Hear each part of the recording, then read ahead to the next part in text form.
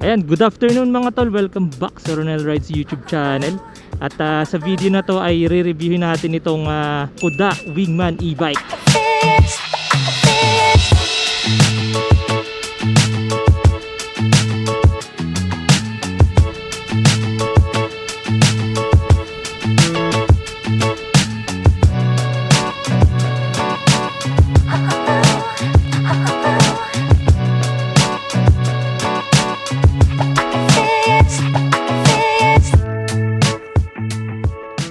So ang scooter na to mga tol ay merong load capacity na up to 150 kilograms.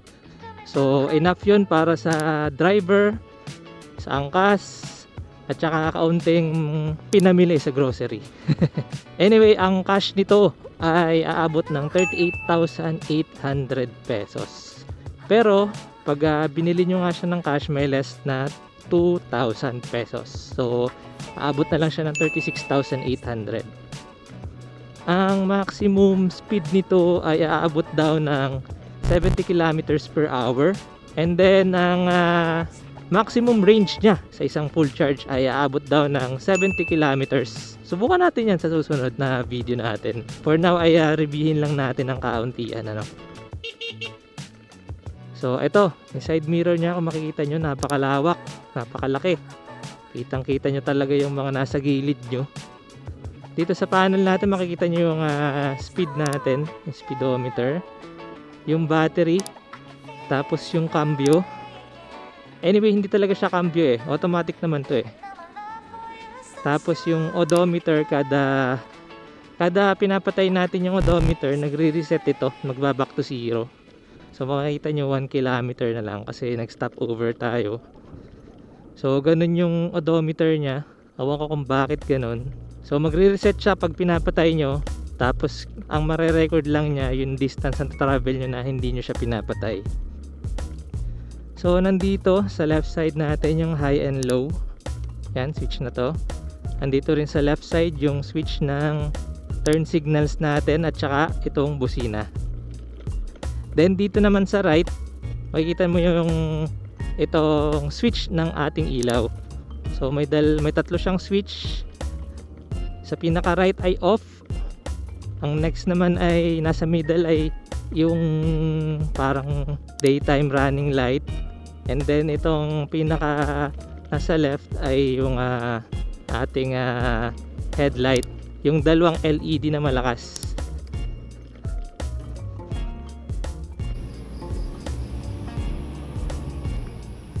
Tapos ito, wala lang daw to, itong switch na to, wala lang yan. Design lang. And then nandito rin sa right side natin yung switch ng reverse.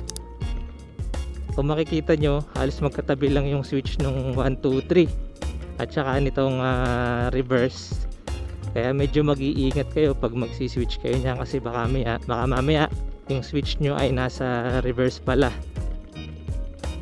Ayan, napasapak na agad tayo sa lubak mga tol, oh. Pangit ng kalsada dito. Tinaig pa yung sa Tagkawayan sa pangit ng kalsada. Ayan, yung 1, 2, 3 dito, yan daw ay pang speed lang yan. Halimbawa yung 1, mas maganda daw yung gamitin pag sa paahon kasi mas malakas daw ang ano niyan, arangkada. Yung 2 at 3 parang ano lang yan, pag 2 parang may limit lang kung hanggang saan yung speed mo, tapos yung 3 hanggang maximum speed na kaya niya abutin. So hindi ko alam yung logic sa number na yan, pero yun ang sinabi sa atin sa sa pinagkuhaan natin. Tapos yung mga plastic niya,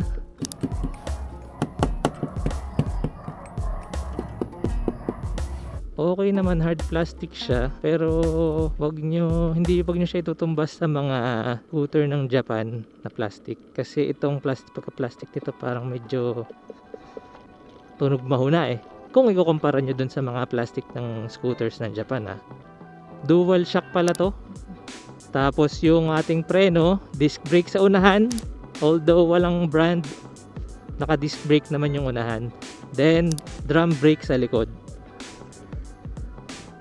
Ang size ng wheels nito, kung hindi ako nagkakamali, ay 8 inches. Ayan, kung i-drive nyo para talaga siyang laruan. Oh, okay, sama siya sa paahon eh. Oh.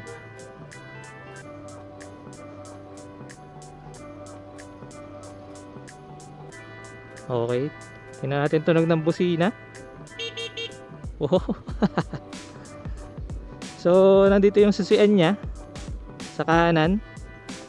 Pero, pwede nyo rin siyang mapatakbo ng remote lang. May remote din siya eh. Pwede nyo siyang gamitin ng remote lang ang ginagamit. So, kahit hindi nyo na isusi, ito, yung remote na to. Ayan, pwedeng remote lang. So, ang alam ko, ang pagbukas ay ito. Pipindutin ng 2 times. Tama ba? Ayan, nagbukas na siya oh. So, pwede na natin gamitin. Ayan, sabi natin, keyless na tayo. Keyless entry. Ayan, makapasabak na tayo sa paahon.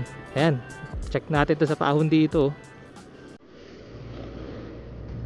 Ayan, naka number 2 tayo.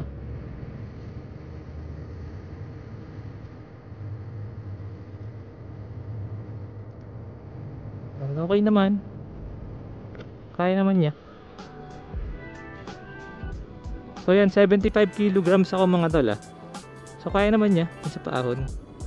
So meron din pala tong charger. Ayan, USB type. Pwede kayo magsaksak dito ng charger. Ayan oh. Napakagaling. Alam mo naman, pang long ride. Tapos meron siyang hook dito na retractable para secure na secure ang inyong mga pinamili. So ayan mga tol, may enough space din siya dito sa ano natin, sa ilalim ng bangko. Malawak din oh. Oh, di ba? Pero mukhang hindi kasya ang half face, although malapad siya. Medyo may lalim na rin, pero hindi siya, parang hindi kakasya yung half face. Nutshell, kasyang kasya. Pag siya ay nilock nyo gamit yung remote, ay may alarm siya. Malakas din yung alarm niya. Sa totoo lang, malakas din yung alarm niya.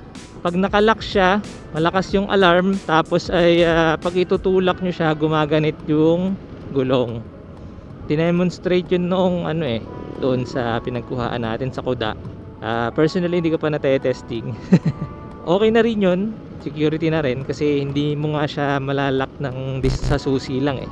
So pwede nyo siyang itulak. Yun ang downside niya, pwede siyang manakaw at maitulak.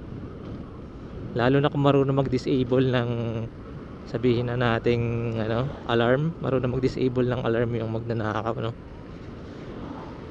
So ano yung mga kasama niya pala pag binili nyo?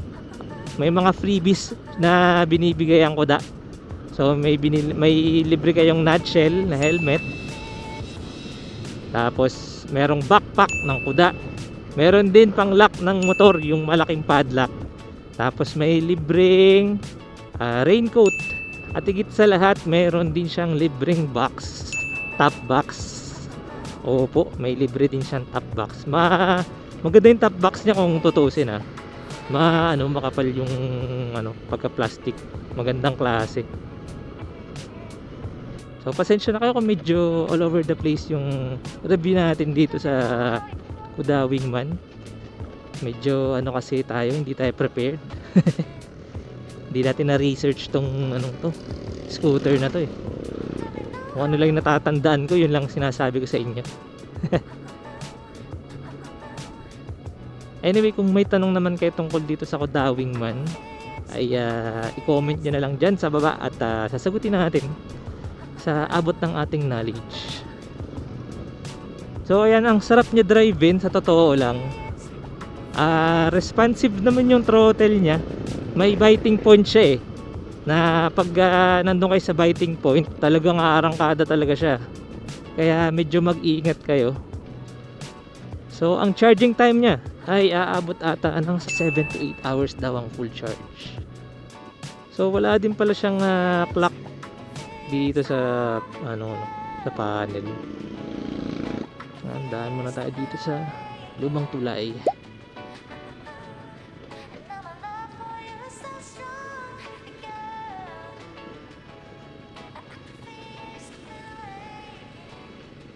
Spanish era na tulay. Oh, oh.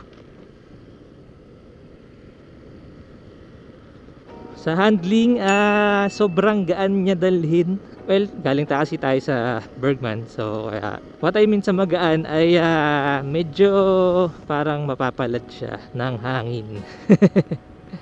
At dahil medyo maliit nga ang gulong niya, talagang ramdam na ramdam mo bawat lubak. Pero buti na lang, yung upuan naman nito ay super lambot. Yun ang advantage sa upuan niya. Super lambot.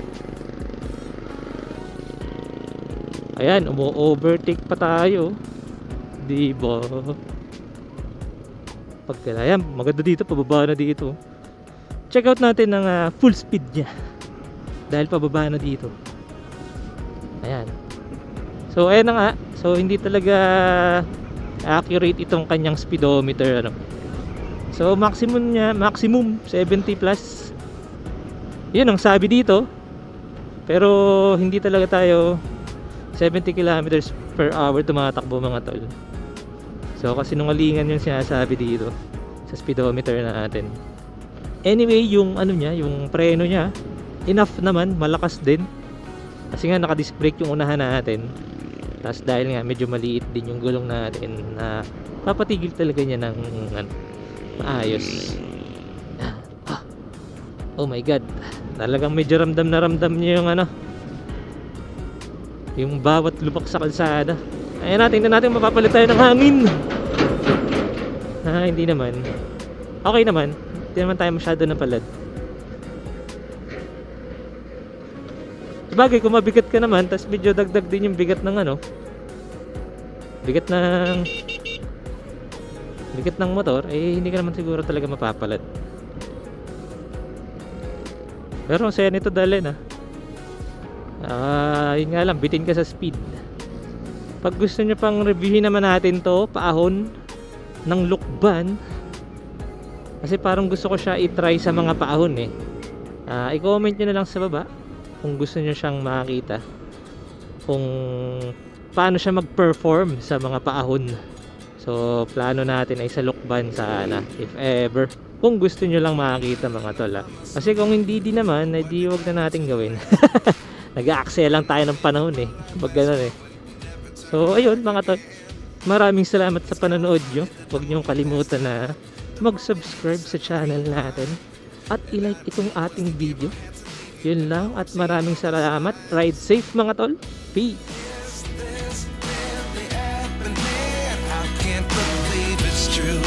I'm just as surprised as you.